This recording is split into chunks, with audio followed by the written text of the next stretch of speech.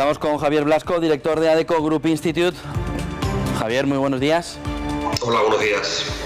Salario medio español gana en la actualidad un 1,7% de poder de compra, cuando un año atrás perdía un 1,4%. Ha sido un buen año para el salario medio. Cuéntanos.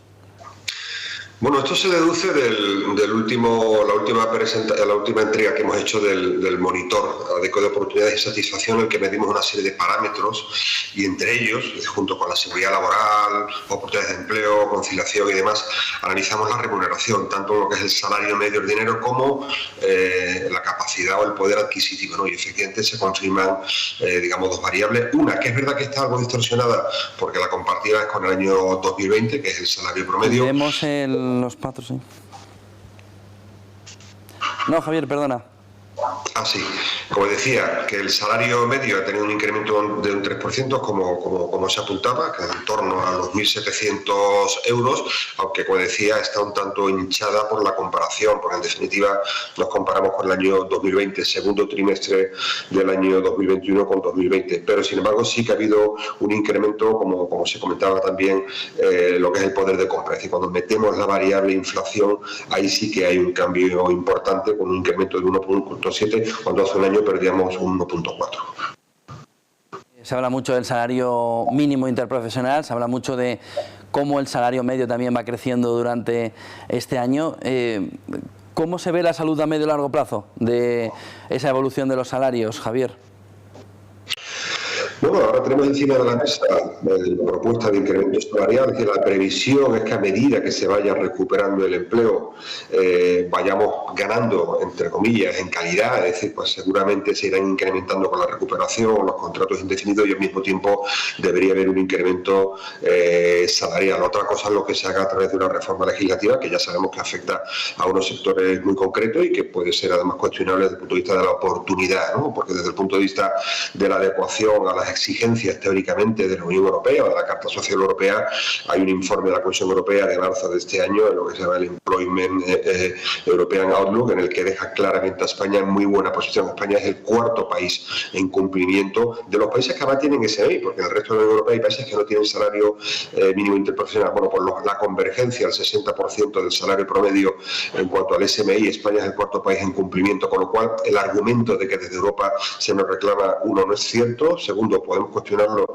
desde el punto de vista de la oportunidad, pero sí que parece deseable que haya una senda cuanto antes mejor de crecimiento salarial, porque evidentemente para mantener el sistema, un poco en relación con lo que se comentaba con el anterior ponente, para mantener el sistema, el modelo de bienestar que queremos, de sistema de pensiones, de prestaciones por desempleo, de formación para el empleo, hacen falta evidentemente cotizantes, pero también hace falta salarios más altos. En el informe que acabáis de publicar, ¿quién sale mejor parado?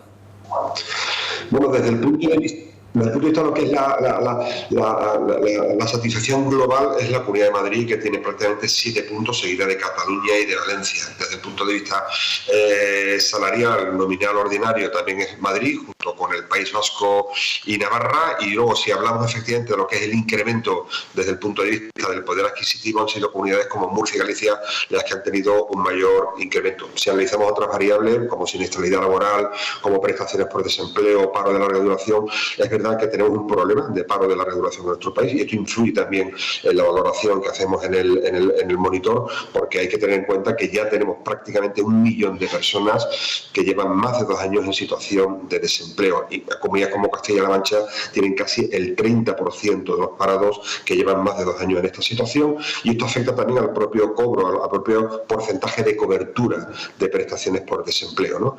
Y desde el punto de vista de la siniestralidad, sí que parece que hay un pequeño repunte en la siniestralidad, aunque es cierto que la pandemia, y sobre todo en aquellos sectores donde se entiende como accidente de trabajo la baja, la incapacidad temporal, tiene un impacto también en esta situación.